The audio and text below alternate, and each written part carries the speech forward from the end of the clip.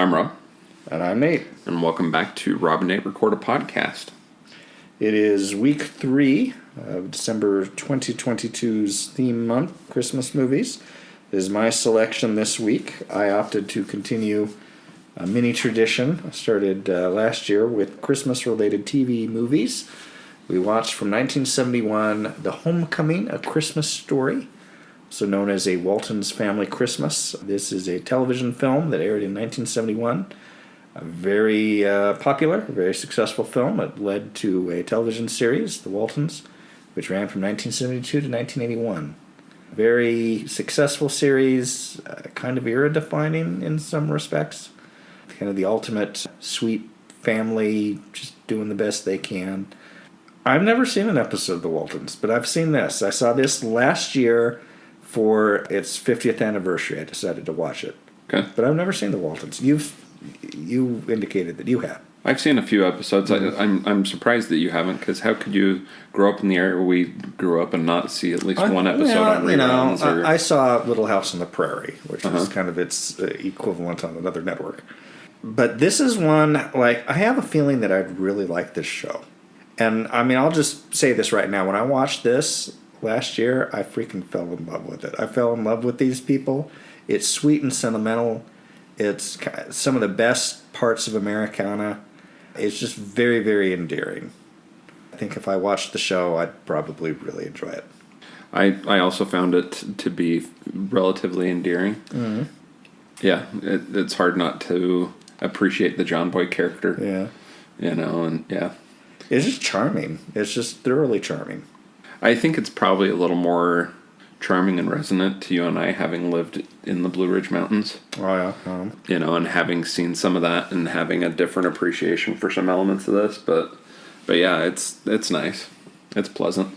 There's not a ton to the plot. It is about Christmas time, roughly 1933. They're waiting for their father's working an unspecified job 50 miles away, and he's supposed to come home for Christmas. And he just keeps not showing up when he was expected. And eventually they send John Boy out to look for him. And there's various other goings-on that night. It probably lasts from sometime in the afternoon of Christmas Eve to a little after midnight, 1 in the morning, something like that. It's just little vignettes. I suspect some of these supporting characters also carried over to the TV series. I know the major difference between these is that Ma and Pa Walton are recast because they couldn't get Patricia Neal or Andrew Dugan for the show, so they got other actors. But I believe the kids are basically the same, and certainly Richard Thomas as John Boy Walton is very iconic in this part. I guess we can talk about a couple moments from the film or little subplots. The Robin Hood Bandit. Mm-hmm. We've got William Wyndon as Charlie Sneed, who could possibly be the Robin Hood Bandit, who steals things from various stores and then basically produce, turkeys, things like that, and then gives them to needy families on Christmas Eve.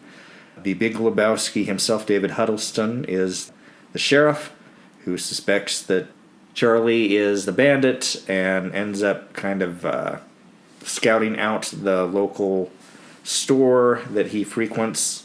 And this is one he doesn't rob. But he's friends with the proprietor, who's also a pretty generous sort. And that storyline is never really resolved. He's arrested. That was my biggest disappointment from this. Yeah. John Boy comes and borrows his car to search for his father at night. I kind of predicted the running out of gas scenario, because his mom gives him money to give to Charlie to buy gas for this drive to Charlottesville that they're supposed to be making. And he borrows the keys from Charlie and doesn't put gas in the car. And in my head, I was like, he's going to run out of gas because he didn't use the gas money. But I didn't say it, but it turns out to be the case. He runs out of gas, and that introduces some of the other side stories in this movie, going to see Preacher Hawthorne, played by Cleveland Little. Best known for Blazing Saddles. Yeah. And they go and visit the Baldwin sisters. They're great. Emily and Mamie, played by Dorothy Stickney and Josephine Hutchinson. Dorothy Stickney lived to be 101. Josephine Hutchinson lived to be 94. So they were legitimate They go on to be quite old ladies in real life. Seeing the Black Church is endearing. They have the little nativity presentation. And their Santa Claus. And the Santa Claus. Cleavon Little's character, Hawthorne Dooley, very likable guy.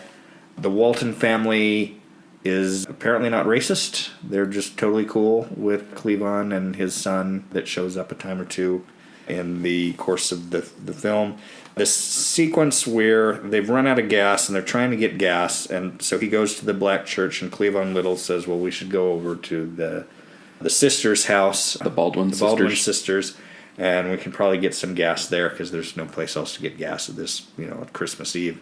And John Boy's impatient. He wants to get the gas and get going. Because he wants to go find his father. And Hawthorne just knows how to play these people because he kind of works for them. And by play, we don't mean manipulate in any malicious way. I mean, he likes these ladies. Yeah. But he knows they need to feel like we're visiting and reminisce and maybe listen to some music. And I love the ritual. Kind of, if you participate in the ritual, they're going to give you whatever you want. Exactly. And you see the ritual going on early on where they're having this conversation, the two sisters, and you get this sense that they do this conversation every year about a guy that courted one of them 50 years ago, and if I'd married him, you'd be alone. And they're just very endearing old women characters. They don't have any gas, but they let them borrow their horse-drawn sleigh. They get as far as 30 or so miles from Charleston, but there's a tree down in the road. They can't go further. So they take John Boy back home, and shortly thereafter, the father comes home. He had been delayed by weather and various other occurrences, and he's brought a whole bunch of Christmas gifts for everybody. It's the things they all said they wanted. He's also figured out that John Boy wants to be a writer, which is this thing that he's quasi-ashamed of and didn't know that his father knew about. His father had figured it out, and so he brought him a bunch of, they call them tablets, basically writing paper, which was a big deal, a present for him in this circumstance. That's just a very, very sweet sequence, and then the father tells the story about how he encountered Santa Claus and got the presents away from him. And basically stole the presents from him. It's very sweet. Patricia Neal is great as the mother. She's one of my favorite actresses of this period. Andrew Dugan is known for playing presidents. He's played both Eisenhower and LBJ in other things. Again, most of the kids showed up on the, I believe all of them showed up on the television series, and that's what they're mostly known for. Edgar Bergen, who played the grandfather, is the father of Candice Bergen. Was, of course, part of the Bergen and McCarthy duo. He was the ventriloquist, and Charlie McCarthy was his dummy. For some reason, that show was a success on radio, which is probably the worst format for ventriloquism, because you can't see it. I guess the other thing that I wanted to mention is when they go to the missionary lady. Yeah. Who's given away... who in this is credited as City Lady, played by Sally Chamberlain. Who's very kind of full of herself, but wants to... has these pretense of charity and gives this speech at the beginning that we told the ladies of the Missionary Society, why send everything over, our charity over to the heathens overseas when we've got plenty of heathens up in the Blue Ridge Mountains. And she makes these young people give, she's got a limited supply of presents, and if you can go up and quote a Bible verse to her, you get a present. Well, and I was impressed that the Waltons are the ones feeding the Bible verses to all the kids. Yeah. Yeah. And then the zinger is when John Boy tells one of the kids to quote a verse from Songs of Solomon. Song of Solomon that's a little... It has to do with bounteous bosoms. Uh-huh. And, yeah, the expression on the lady is priceless. But she's like, okay, that's a Bible verse, so you can have your present. Yeah. Which also reminds me of that really awkward conversation between John Boy and... his sister. Ellie Mae, Mary Ellen. I think it is Mary Ellen. They have kind of an awkward growing up conversation, but it's done in, reasonable terms. Yeah. I just find this very charming. Did you know this is a remake? It is not a remake. There was a remake made in 2021. They remade this in 2021. I have not seen the remake. Yeah. But they just took the this basic story, and I guess there was thoughts of doing a reboot of the Waltons, but that hasn't, at least yet, come to fruition. No. I was going to then transition to this was remade again in 2021, as you have already mentioned.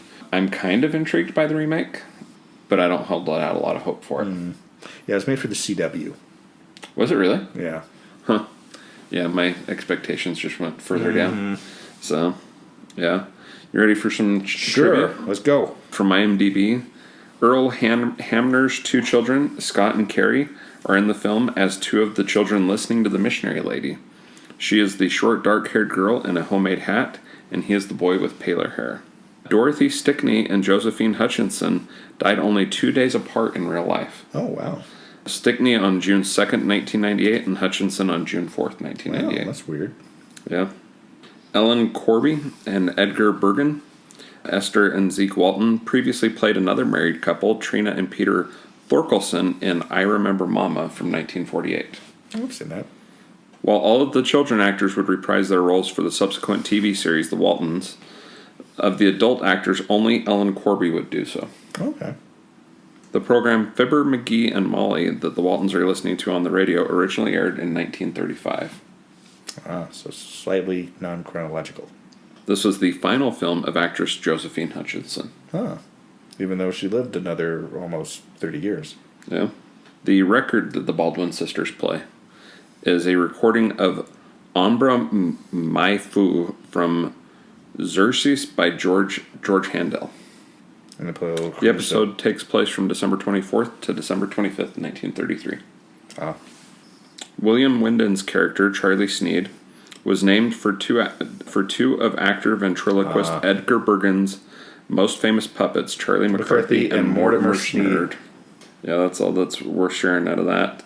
This apparently saw an estimated budget of $50,000. Of course, it was a made-for-TV movie, so there's no box office returns on it. So yeah, I mean, I would recommend it. It's kind of hard to rate a TV movie. There's almost 2 ratings. As a movie, I would give this 3 stars. As a TV movie, it's about 4 stars as a TV movie, but 3 stars as a regular movie, and I'd give it 8 out of 10. Yeah, which is pretty consistent with how it's rated on IMDb. It has an aggregate rating of 8.3 stars, and I'm with you. I'd go 3 and 8. So, yeah, it's pleasant. It's fun. It's worth watching. I'm kind of intrigued by the 2021, primarily because Richard Thomas is in the new one. Oh, yeah, So- he's doing the narration in it. So. Yeah. If there's nothing else, I'm Rob, I'm Nate. and this is Rob and Nate Record a Podcast.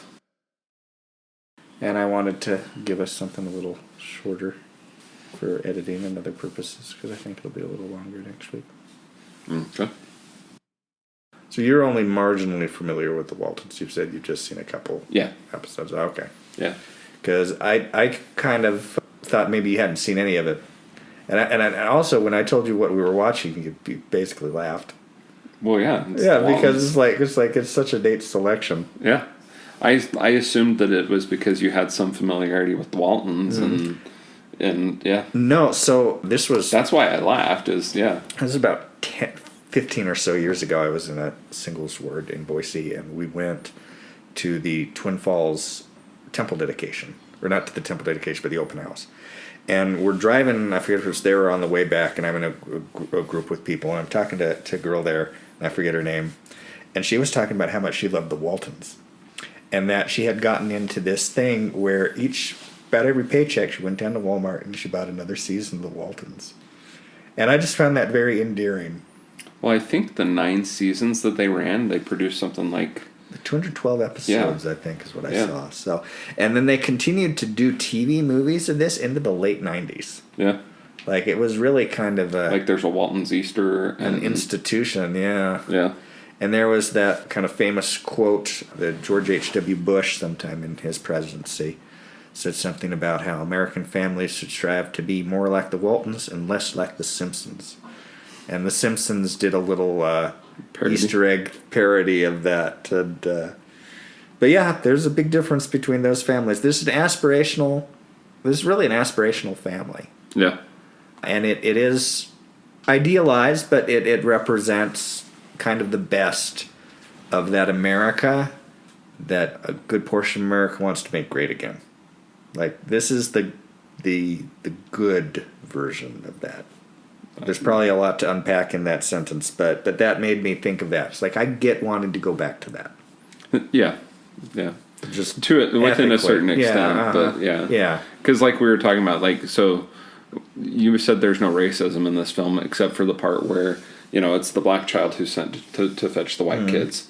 It's the black church is on the outskirts of town. Like, he's had to drive far enough out of town. He ran out of gas to get to the part of to get to where the black people live and gather and congregate and But the Waltons themselves are pretty dang tolerant people. Yeah. Well, they're of similar socioeconomic. Yeah, that's true. Yeah. Yeah. And that's the thing there used to be more a sense of kind of class solidarity, and obviously that's too simple because there's a lot of racism in the history of America, but there used to be more class solidarity and less little kind of, what's the word I'm looking for, little ethnic, little it used to be tribal in a different way. Yeah. There used to be more economic tribalism than there is today. I did inadvertently glance at the 2021 briefly. It has Marcella LeBlanc in it. Logan Schroyer reprises the John Boy Walton role. The cast looks intriguing. Like, Grandpa Walton is played by Alpha Trevette. It has Marilyn McCoo in it from Fifth Dimension. Okay. Back in the day. Yeah. But what kind of caught my attention is on IMDb, we've mentioned this before, that there's a parent's guide, which gives you warnings about things that are in the movie, and it's rated moderate for profanity as well as alcohol, drugs, and smoking. I wonder what moderate profanity is. I can look at that actually in just a second. I just wanted to compare this one on the parent's guide, which is none on sex and nudity, mild on profanity. The only profanity I can think of, pissant, is the only thing I can think of. Which, here, let's look and see if we can see what it is, because John Boy and a young child recite a verse from the Bible that talks about breasts, and John Boy talks about kissing a girl on a date. If you're going to call that, anyways. But if I go back to this one, the 2021, there are several words that are maybe considered inappropriate to some in terms of the profanity. That's about as vague as you can get. Well, that's literally what somebody wrote in as the thing, and then people have voted on it. But so this moderate profanity rating is based on 3 people agreeing with this comment. So I think I will open IMDb on multiple devices and outvote those 3. Anyways. Good dude. Yeah. I think that's our topper. There you go.